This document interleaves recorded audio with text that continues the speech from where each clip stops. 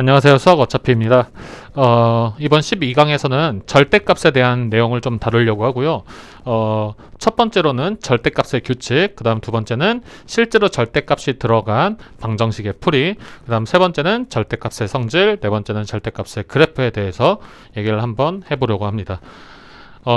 첫 번째는 이제 학생들이 사실 문제에 절대값이 나오면은 첫 번째로 짜증을 냅니다. 짜증을 내고 두 번째는 굉장히 문제를 어려워해요. 근데 제가 오늘부터 조금 말씀드릴게. 절대값이 포함된 문제는 어려운 문제가 아닙니다. 귀찮은 문제예요. 문제를 푸는데 귀찮아서 풀기가 싫다? 그러면은 등급이나 점수를 높일 생각하지 마세요. 귀찮아서 풀기 싫다는데 어떻게 점수를 올릴 수가 없습니다. 자, 다시 절대값의 규칙인데요. 사실 절대값의 규칙은 누구나 다 알고 있어요. 누구나 다 알고 있는데 절대값 아니 양수면 그냥 나오고요. 절대값 아니 음수면 마이너스가 붙어서 나옵니다. 이렇게 됩니다. 이게 절대값의 규칙 끝이고요. 그래서 만약에 제가 함수적으로 설명을 하면은 이렇게 표현을 할 수 있을 것 같아요. 그리고 여기서 제가 0은 이 위에다 넣었는데 사실 0은 위에다 넣든 아래에다 넣든 절대값에서는 크게 상관이 없습니다. 왜냐면 아래에 넣어도 마이너스 0이 나오게 되는데 마이너스 0은 결국 0하고 같기 때문에 위에 넣나 아래 넣나 크게 상관없어요. 0은 부호를 0 앞에 있는 부호는 크게 상관이 없기 때문에. 자, 다시 절대값 아니 양수면 a가 0보다 크다면 그대로 나오고요. a가 0보다 작으면 마이너스가 붙어서 나옵니다. 근데 여기서 가끔 학생들이 선생님 왜 절대값의 결과는 양수가 나와야 되는데 마이너스가 붙죠? 이렇게 질문을 할 수가 있어요. 근데 이거는 사실 숫자로 생각을 하면은 조금 더 이해가 잘 됩니다. 예를 들어서 마이너스 3의 절대값이 있다고 할게요. 그럼 절대값 아니 음수네. 음수다 보니까 그럼 마이너스가 붙어서 나와야 되잖아. 그럼 이제 양수가 나왔죠. 그러니까 지금은 a 자체가 음수입니다. a 자체가 음수라서 음수에 마이너스가 붙었기 때문에 마이너스 a는 양수가 되는 거예요. 그리고 이 위에 거는 a 자체가 양수기 때문에 그냥 a라고 쓰면 양수가 되는 겁니다. 그래서 마이너스 a 선생님 뭐 음수 이런 소리 하면 안 돼요. 그냥 규칙은 하나입니다. 흔들리지 마세요. 절대값 아니 양수면 그냥 나오고 음수면 마이너스가 붙어서 나온다. 이렇게 되고요. 두 번째는 우리가 실제로 한번 절대값이 포함된 문제를 한번 풀어보면서 어떻게 생각하는지 한번 풀어보도록 할게요.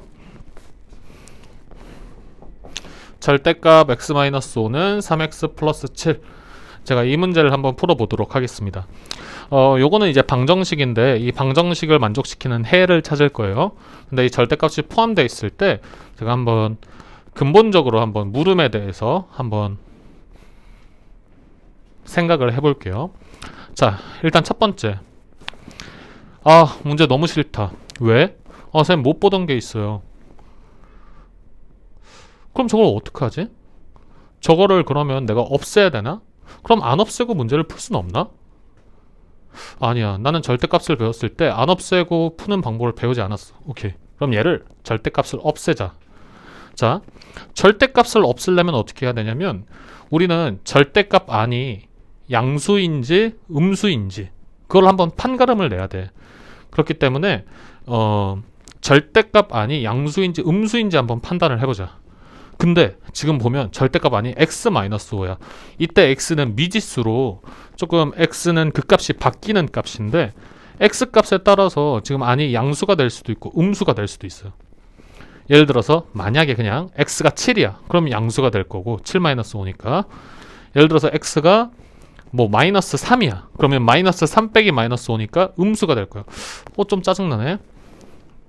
그럼 어떻게? 케이스 나누는 겁니다. 실제로는 이렇게 상황에 따라서 내가 어떻게 풀어야 될지 뭐 바뀐다 이런 상황이 오면 사실 첫 번째 해야 될 행동은 문제를 사실 보셔야 됩니다. 문제 이제 단 x에 대한 조건 뭐 이런 것들이 나오면서 우리가 어떻게 풀어야 될지 방향을 정해주는 것들이 보통 문제에 적혀 있기 때문에. 근데 지금은 그냥 문제가 방정식 이거에 대해서 풀어라 하기 때문에 케이스를 나눌게요. x-5가 양수다. 혹은 0. 그러면 결국 x가 5보다 크다 이런 상황인데 x가 5보다 크니까 절대값 아니 양수가 되겠네요. 양수 혹은 0. 그렇기 때문에 절대값이 그냥 벗겨지고 결론이 2x 마이너스 12, x는 마이너스 6 이렇게 나올 것 같아요. 근데 지금 보시면은 우리가 사실 상황에 따라서 이 절대값 아니 양수인지 음수인지가 바뀌고 있는 상황이기 때문에 전제를 나눴어요. x가 5보다 크거나 같다라는 전제에서 절대값을 그냥 풀고 거기에서 나온 결론입니다. 근데 지금 보시면 x가 마이너스 6이래. 그럼 전제 지금 틀리잖아요. 그렇기 때문에 얘는 답이 되지 못하는 거예요. 왜냐하면 우리가 절대값을 풀기 위해 이렇게 전제를 했는데 결론이 나왔는데 결론이 전제에 맞지 않아. 그러니까 당연히 얘는 이제 효력이 없겠죠. 두 번째. 그러면은 또 수학적 마인드. 수학은 항상 하나의 상황만 보는 게 아니라 하나의 상황을 보고 이제 다른 상황까지 보고 모든 상황에서 결론까지 다 확인을 해야 됩니다. 자, 그래서 x-5가 음수다. 그러면은 x가 5보다 작다. 이런 전제가 걸리는데 그럼 절대값 아니 음수니까 마이너스 x 플러스 5 3x 플러스 7 이렇게 될 겁니다. 그럼 이제 4x는 마이너스이니까 x는 마이너스 2분의 1이 나오겠네요. 그러면은 이 마이너스 2분의 1이 이제 문제 제가 이제 풀이의 전제에 맞는지 한번 확인을 하고요. x가 5보다 작다. 마이너스 2분의 1 5보다 작으니까 얘는 이제 전제에 성립하게 되고 이 방정식을 만족시키는 해는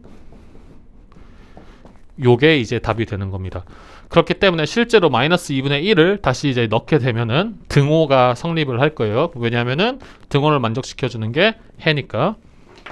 또 제가 근데 이거 넣으면 어차피 똑같을 테니까 마이너스 6을 한번 넣어볼게요. 마이너스 6을 넣으면 마이너스 11이 될 거고 절대값이니까 11이 나올 겁니다.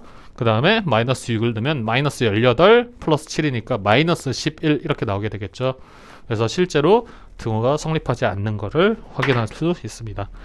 그리고 제가 사실은 절대값 규칙에서 한번 좀 강조를 했어야 되는데 강조를 안 하고 넘어와서 제가 잠깐만 1번으로 돌아가서 말씀을 드릴게요.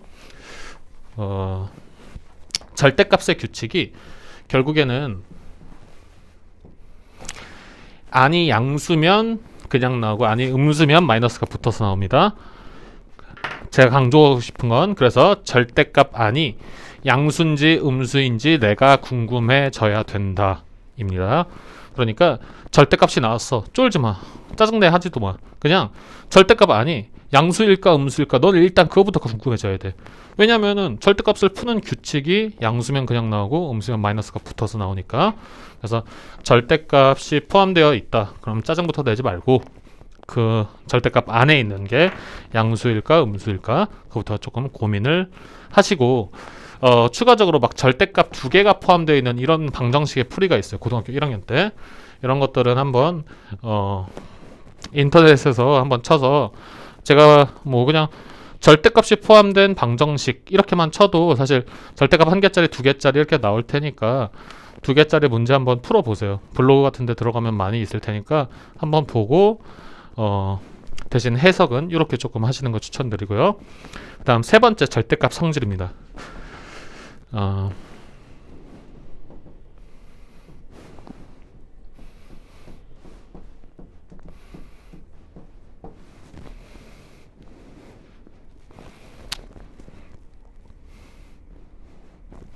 제가 딱 절대값 성질을 하면은 다른 것도 없고 딱 이 두 가지만 조금 강조를 하는데요. 절대값이 포함되어 있는 걸 제곱하면 그냥 절대값을 떼고 그냥 제곱한 것과 같습니다. 같고 두 번째는 절대값에서 사실 곱셈인데요.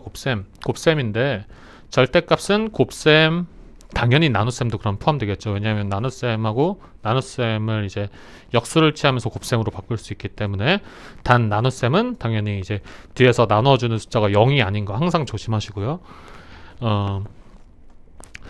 절대값은 곱셈 나눗셈을 합치거나 쪼갤 수가 있습니다. 항상 강조하고요. 그리고 예를 들어서 사실 3번은 2번에 똑같은 내용인데요. 절대값 A는 절대값 마이너스 a와 같습니다. 뭐 예를 들어서 요거는 절대값 마이너스 1 곱하기 a고요. 그러면 얘는 절대값 마이너스 1 곱하기 절대값 a 이렇게 쪼갤 수가 있고, 절대값 마이너스 1은 그냥 1이니까 절대값 a와 같겠죠. 그렇기 때문에 내가 조금 자유롭게 절대값 안을 뭐 양수든지 음수든지 마이너스를 넣었다 뺐다 할 수 있다. 이것까지만 조금 알고 계시면 될 것 같습니다. 그래서 1번하고 2번 절대값 성질 알고 있는 게 실력입니다. 예를 들어서 제가 방금 전에 같은 문제도 절대값 x-5가 3x 플러스 7이었어요. 근데 이런 거 문제를 보더라도 애들이 이제 학생들이 이렇게 나와 있으면 또 짜증내. 근데 이 방정식을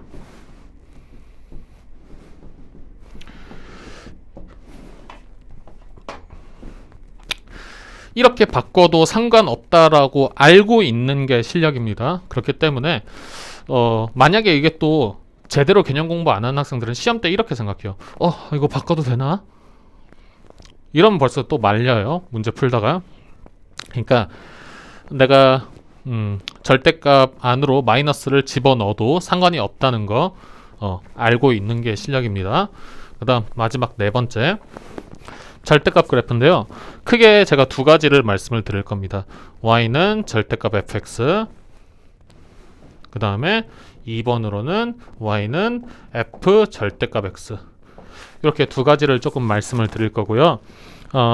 첫 번째 사실 정말 많이 나오는 내용이고, 얘도 굳이 조금 보자면 fx라고 쓸까요? fx는 fx 마이너스 fx, fx가 0보다 크거나 같을 때 fx가 음수일 때 이렇게 됩니다. 그러면은 우선은 제가 이거 그래프를 어떻게 그리는지 먼저 조금 설명을 드릴게요. 이거는 그냥 이제 이 절대값을 한번 풀어본 거고요.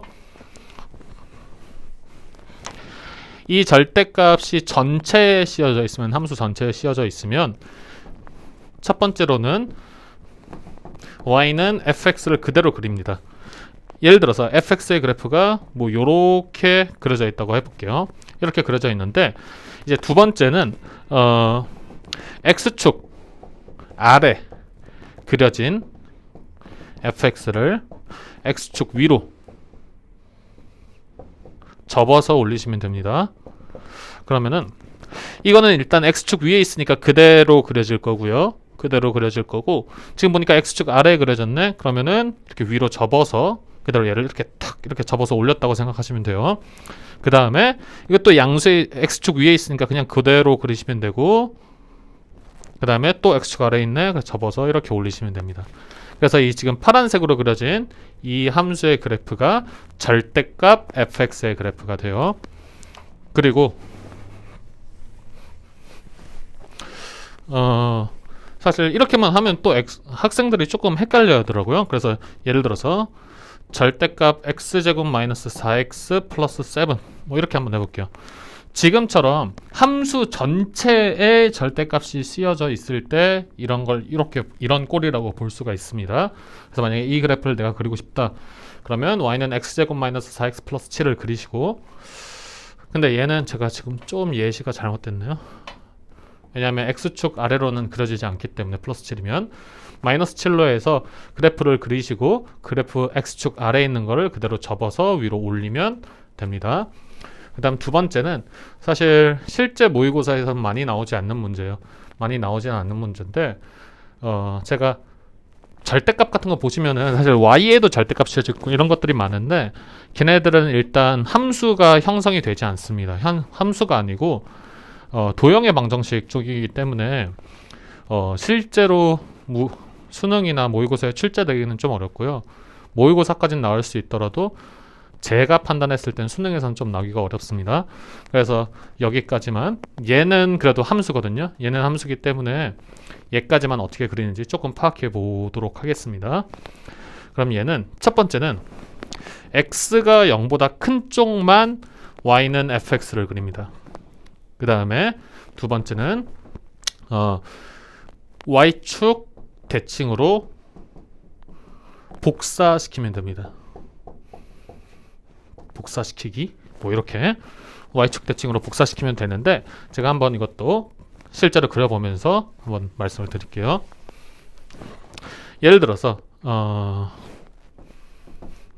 x제곱 마이너스 4 절대값 x 플러스 7을 한번 해볼까요? 플러스 7인데